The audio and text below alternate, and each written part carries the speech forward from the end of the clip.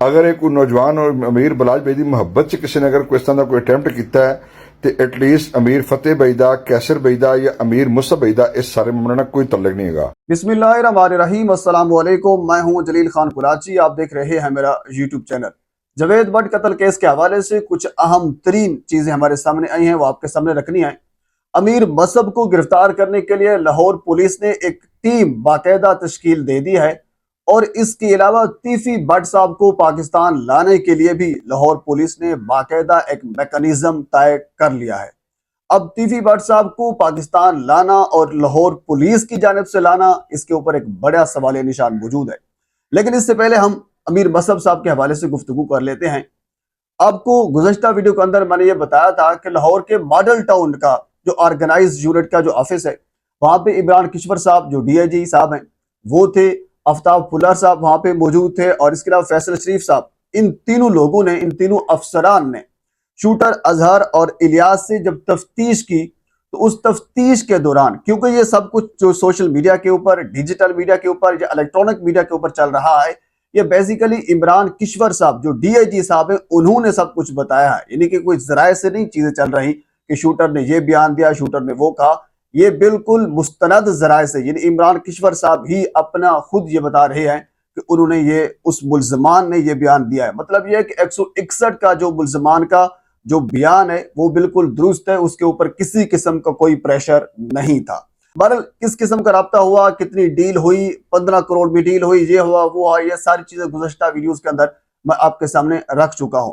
तो अब पुलिस ने यह फैसला किया है कि क्योंकि अमीर मसहब साहब इस वक्त पाकिस्तान में मौजूद नहीं है, जराए से ये पता चला है कि वो दुबई में हैं, तो लिहाजा दुबई से उनको इंटरपोल के थ्रू गिरफ्तार करने का पुलिस ने यह फैसला कर लिया है।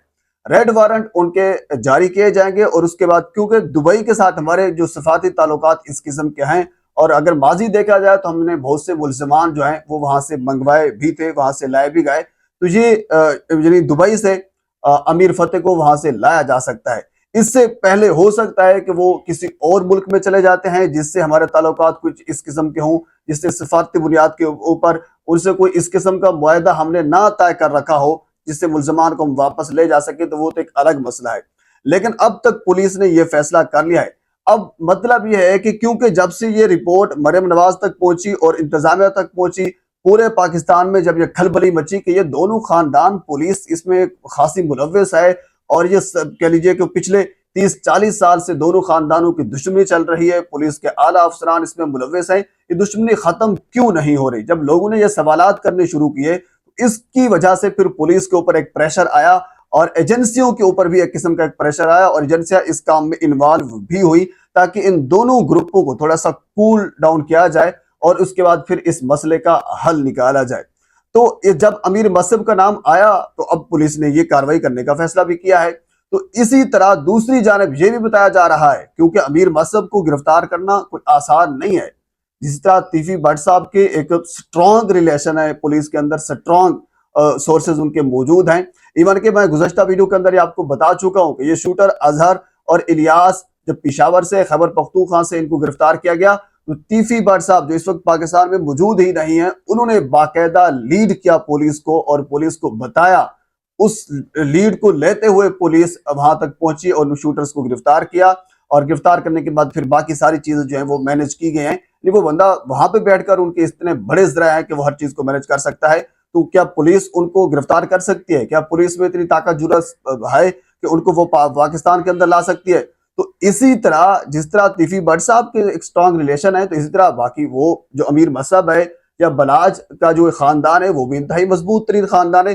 तो उनके भी बहुत से लोग हैं पुलिस के अंदर जो आला ओहदों पर फायज हैं, तो उनको भी गिरफ्तार करके और दुबई से गिरफ्तार करके पाकिस्तान के अंदर लाना, यह भी मेरे ख्याल में इंतहाई नामुमकिन है।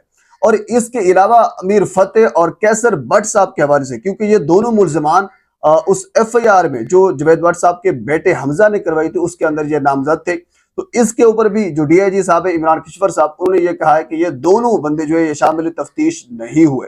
हालांकि कैसर भट्ट साहब ने यह कहा था कि हम शामिल तफ्तीश हो जाएंगे, अमीर फतेह ने भी यही कहा था कि हम शामिल तफ्तीश होंगे। ये दोनों बंदे शामिल तफ्तीश नहीं हुए, तो इसके ऊपर डीआईजी साहब ने यह कहा कि इनको भी गिरफ्तार किया जा सकता है, बल्कि गिरफ्तार करने की भरपूर कोशिश कर रहे हैं ताकि इनको गिरफ्तार करके और मामला जो है उसको हल किया जा सके। लेकिन अब तक जो मामला है वो यानी खलबली मची हुई है, कोई समझ नहीं आ रही कि पुलिस अब क्या कर रही है। दावे पुलिस बड़े बड़े कर रही है, पुलिस के ऊपर प्रेशर भी है, दोनों साइड के ऊपर प्रेशर है। प्रेशर इन दोनों खानदान की जानिब से भी है, प्रेशर अवाम की साइड के ऊपर भी है, प्रेशर लाहौर की अवाम की वजह से भी है, क्योंकि लाहौर में जो खौफ व हरास फैला हुआ है, जो एक अजीब किस्म की एक फिजा है लाहौर के अंदर, तो इस चीज का प्रेशर भी है कि जो पंजाब हुकूमत है, जो इंतजामिया है, वो क्या कर रही है। तो पुलिस दोनों चीजों को मैनेज करके अब चल रही है कि पुलिस क्या करना है।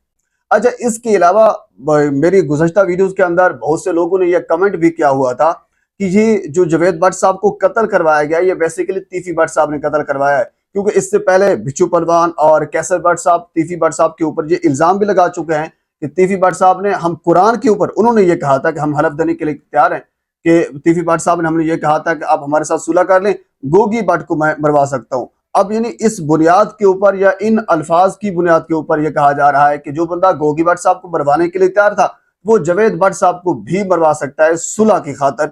अब यानी ये जो सोशल मीडिया के ऊपर डिस्कस किया जा रहा है, लेकिन मेरे ख्याल में अब इसके ऊपर कुछ कहना कबल अज़ वक्त होगा, क्योंकि ये जाहिर सी बात, जो दुश्मनदार लोग होते हैं, जो मुखालिफिन होते हैं, वो अपने मुखालिफिन को जेर करने के लिए कुछ भी करते हैं। अब ये मुमकिन भी हो सकता है, अब ये मुमकिन नहीं भी हो सकता। जाहिर सी बात है, जो मुखालिफिन है उनका काम होता है, जो दुश्मन होते हैं उनका काम होता है इल्जाम लगाना, जो दूसरा बंदा होता है उसका काम होता है डिफेंड करना। तो ये यानी मुखालिफिन एक दूसरे के ऊपर इल्जाम लगा रहे हैं, पर इस हवाले से मुझे कोई सदाकत नजर नहीं आती। लेकिन अभी जाहिर सी बात है, पुलिस इसके ऊपर काम कर रही है। अब आने वाले दिनों में बहुत सी चीजें ऐसी होती हैं जो हमें पुलिस नहीं बताती, लेकिन उसके बाद भी हमारे तक पहुंच जाती है। अब शूटर का बयान हमारे सामने आया, शूटर पकड़ा गया, ये तो पुलिस ने कल हमें बताया, लेकिन इससे पहले 5-6 दिन आपको याद होगा हम बता चुके हैं, शूटर की जो तस्वीर है वो भी जारी कर चुके हैं, और शूटर ने जो मूछें लगाई हुई थी वो भी यानी जाली थी, और उसके बाद अब जो उसकी तस्वीर सामने आई है वो उसकी असली तस्वीर है। और इसके बाद अब तो ये पता चला है कि यानी आरिफ एक नामी एक बंदा था, जो मुलाजिम था, साबिक मुलाजिम अमीर मसहब का, उसने इस शूटर का अमीर मसहब से राब्ता करवाया। 10-10 मरले के 2 प्लाट दिए जाएंगे दोनों को, और उसके 5-5 लाख जो है दोनों को नकद दिया गया है। और अमीर मसहब के घर से राशन भी इस शूटर अजहर को जाता आ रहा है।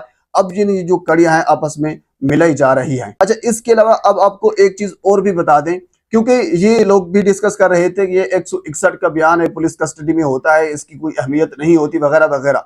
बिल्कुल आपकी बात दुरुस्त है, लेकिन जब डीआईजी रैंक का बंदा ये बयान देता है कि मैंने तफ्तीश की है और उस तफ्तीश के अंदर ये बयान आया है, तो फिर उसमें जाहिर सी बात है, क्योंकि डीआईजी साहब होते हैं, बड़े रैंक के होते हैं, तो वो इस हद तक यानी बबांग दुहल झूठ नहीं बोलते। थोड़ा बहुत जाहिर सी बात है कुछ भी कर सकते हैं, लेकिन इस हद तक झूठ नहीं बोल सकते। अब मुझे लग रहा है कि जो अब 164 का बयान आना है वो भी अमीर मसहब के खिलाफ आएगा, बलाज फैमिली के खिलाफ आएगा।